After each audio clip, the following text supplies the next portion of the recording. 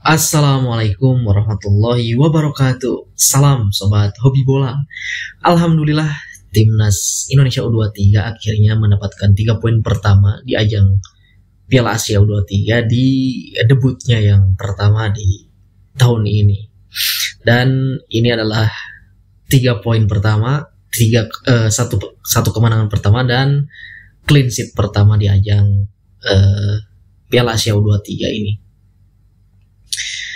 11 pemain pertama yang diturunkan oleh pelatih Sintayong melawan Australia ini dengan formasi 3-4-3 ya.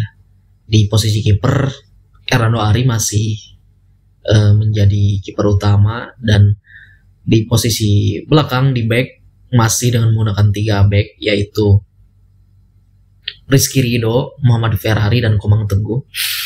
Di posisi tengah menggunakan 4 pemain ya, karena tidak adanya Ivar Jenner, Sintayong menempatkan Natancho dan Witan Sulaiman sebagai gelandang.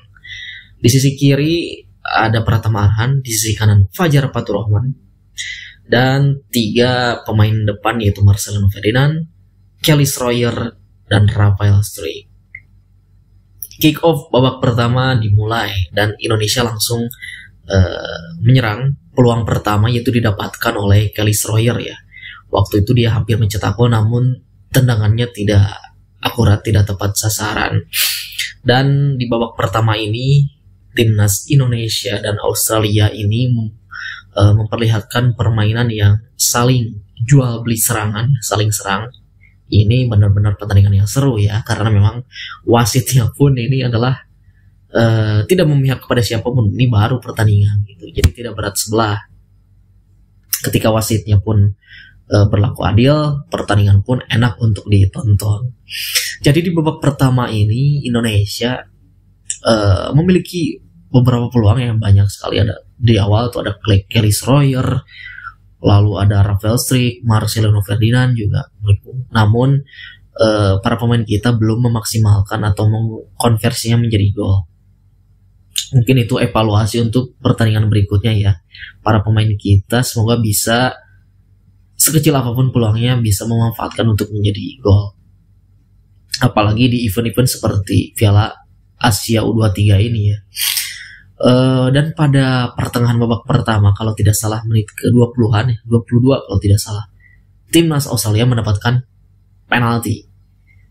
Waktu itu pemain Australia melakukan shooting ke arah gawang Hernando Ari, tetapi bola membentur tangan dari Komang Teguh kalau tidak salah ya, sehingga wasit mengeceknya melalui VAR dan akhirnya wasit memutuskan bahwa itu penalti untuk Australia.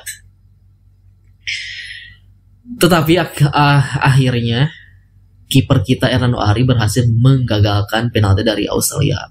Hernando Ari berhasil membaca tendangan dari pemain Australia. Ini sangat-sangat luar biasa ya. Saya apresiasi untuk Hernando Ari di pertandingan ini, sangat-sangat luar biasa. Dia ketika menghadapi penalti dari Australia, dia sangat tenang, sangat dingin, tidak panik. Mungkin dia belajar dari Andre Lunin ya, kipernya Real Madrid itu, yang berhasil menggagalkan 2 penendang dari Manchester City. Mungkin saja ya dia belajar dari dia gitu, dari Andre Lunin. Tapi memang performa dari Hernando Ari di pertandingan ini sangat-sangat luar biasa ya, patut diapresiasi. Dan pada akhir babak pertama, akhirnya Indonesia pecah telur, berhasil membobol gawang Australia. Ini berawal dari skema tendangan sudut yang diambil oleh Witan ambil tendangan sudut, lalu bola disundul oleh Muhammad Ferrari kalau tidak salah ya. Lalu bola menuju ke Natancho dan ruang tembak terbuka di situ. Mungkin Natancho itu niatnya untuk shooting ya, tetapi akhirnya bola menjadi spin dan di depan mulut gawang ada Komang Teguh lalu menyundul bola hasil tendangan dari Natancho, dan akhirnya bola masuk ke dalam gawang melalui sundulan dari Komang Teguh, sehingga kiper dari Australia pun sulit untuk mengesep atau memblok headingan dari Komang Teguh. Skor 1-0 bertahan hingga babak pertama usai. Di babak kedua namun Australia terus menggempur ya timnas kita, dan memang di babak kedua ini kita hampir di jalannya babak kedua ini digempur terus-terusan ya oleh Australia melalui sisi kiri, sisi kanan, dari tengah. Australia mengandalkan umpan-umpan crossing terutama dari sisi kanan timnas kita ya. Tetapi para pemain belakang terutama Hernando Ari berhasil meredam serangan-serangan dari timnas Australia, dan Hernando Ari beberapa kali berhasil mengesave peluang-peluang dari para pemain Australia. Sesekali juga timnas Indonesia melakukan counter attack tetapi tidak bisa memanfaatkan. Kadang memang masih terlalu buru-buru, kadang memang masih salah mengambil keputusan, sehingga ketika melakukan serangan balik seringkali serangan itu terbaca oleh para pemain timnas Australia, dan ketika sudah mendekati gawang di lini pertahanan Australia, kita belum bisa memanfaatkan untuk menjadi gol. Ada beberapa kali juga peluang dari Marcelino Ferdinand di babak kedua, dan memang Marcelino Ferdinand di laga ini bukannya tidak bagus ya menurut saya, tetapi memang agak-agak sedikit masih egois mungkin ya, sedikit masih terlalu gocek-gocek, terlalu dribbling. Mungkin di pertandingan selanjutnya Marcelino Ferdinand bisa mengevaluasi dari pertandingan ini ya.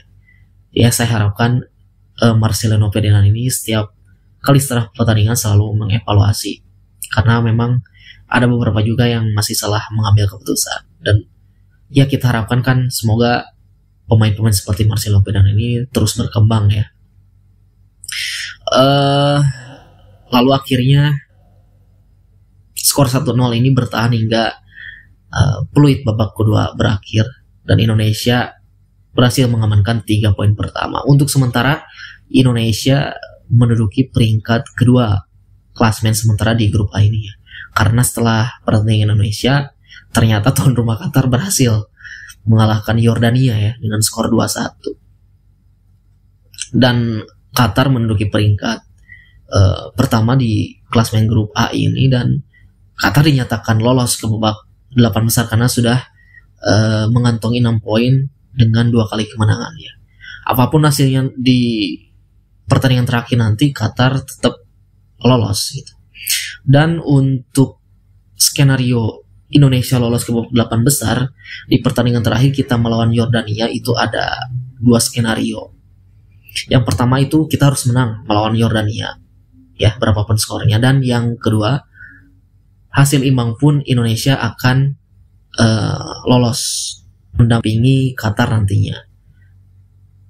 Walaupun hasil antara Qatar dan Australia, apapun hasilnya, Indonesia tetap dinyatakan lolos untuk mendampingi Qatar nanti untuk melaju ke babak 8 besar. Ya, semoga di pertandingan terakhir para pemain bisa memaksimalkan dan terus bekerja keras ya, terus fighting spirit seperti halnya pertandingan kemarin melawan Australia, begitupun melawan Qatar. Nah, fighting spirit seperti itulah yang harus terus dipertahankan setiap pertandingannya.